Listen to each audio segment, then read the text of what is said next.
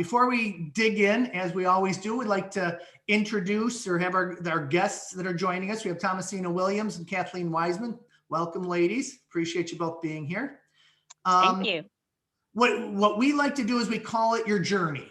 You know, this whole idea of working with families or working with family-owned businesses. Today there may be some degrees and there may be some much more college, and university level, thinking around that stuff. But typically for most of us that wasn't available 20, 30 years ago. So what was your journey and how did you get to where you are today? And give us a little bit of your background. Kathy, would you mind kicking us off? Aha, you're going with the older person first. The longer journey first. Of course.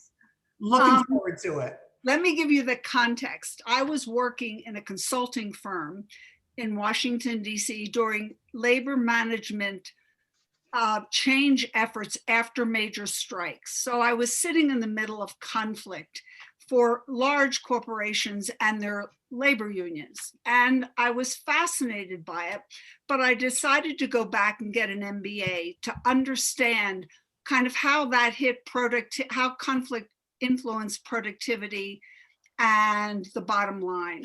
And in business school, I didn't get the answers that I was hoping to. So I started studying at the Bowen Center for the Study of the Family, which is about how relationships impact your thinking, decision-making, and its focus on family systems with Murray Bowen. And while I was going through that class with my MBA under my arm and experience, I got a call from a colleague from Harvard who asked me to do a job that I was really ill-suited to do, to go into a family business and find out why they hadn't accepted a mergers and acquisition offer from them.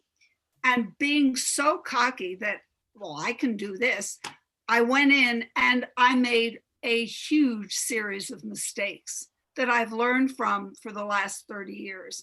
And that was really when I realized the importance of family behind the business decisions. This was a very profitable Beltway bandit with the best M&A offers, and yet the family couldn't hit the go button.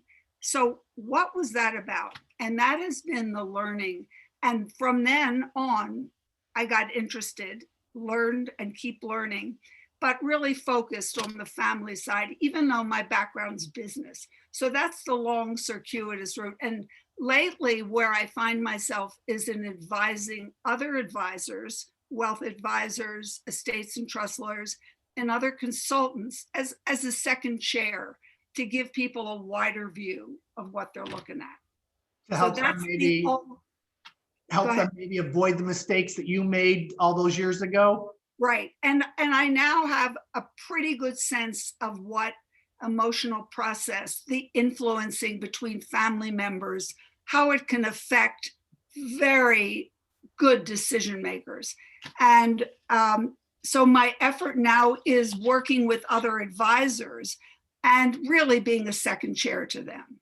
Love it. And so I can keep learning. So that's the old person's journey. Now here's the young person's journey. Or the not quite as old person's journey. Yeah, I resemble that remark. I know that I look 25, but I'm much older than that. Thomasina. I say that all the time. Yes, so though I may not look like it, I'm actually in my third career. I started out practicing law for nearly 20 years in Miami and decided I wanted a completely different journey for myself. So I ended up moving to New York and working with one of the largest philanthropic foundations in the country. It was a contract position. I renewed for a second contract and decided I needed to do something yet different again. But I thought it would be related to philanthropy. And was thinking actually about doing philanthropic advising with ultra high net worth families. And in the course of doing my research, trying to figure out that arena, I came across the study that Williams and Presser did around how ultra high net worth families use philanthropy as a tool to strengthen their families as much as for the philanthropic cause. And I was really intrigued by that. I had always done my own philanthropy as a lawyer, had worked with a number of family foundations and wealthy individuals when I was with the institutional foundation, but I had never thought about how they might be using their interest in the particular cause to really advance their family. And I was really intrigued by the high degree of intentionality and started researching that. And that led me to the Purposeful Planning Institute, which is where you and I connected, Michael. And just continuing the research journey, came to appreciate that there's something called the shirt sleeves to shirt sleeves in 3 generations proverb. And I thought, oh my gosh, that is my family. My family has been through, is a living example of that proverb. Actually, the wealth in my family was lost in the 2nd generation. Most of it was lost in the 2nd generation.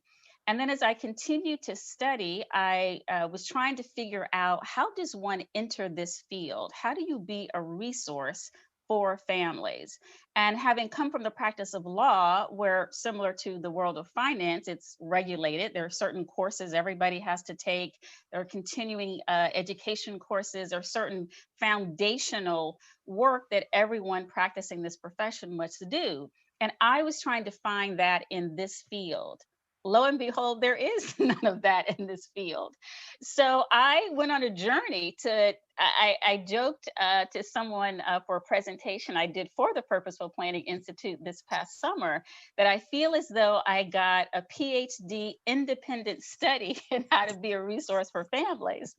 One of the most impactful, I would say one of the 2 most impactful trainings I did was discovering Bowen family systems theory. Yeah. I attended the training at the Bowen Center in DC, and that is where I met Kathy. Kathy's one of the instructors there. And Kathy has her own practice training forum that's called Navigating Systems. If anybody wants to check that out, the web address is navigatingsystemsdc.com.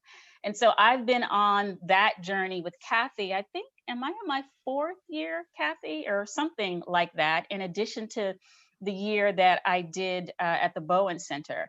And I came to realize that with the combination of understanding the shirt sleeves to shirt sleeves proverb, about families losing their wealth over 3 generations, and understanding families as emotional systems, I really had this epiphany about what had happened in my own family that caused our loss of wealth. And as a result of that, my sort of professional interest became more of a personal passion to really understand how to be a resource for families, to help not only my own family, but client families as well. Because as we all know, our families are the bedrock of our societies.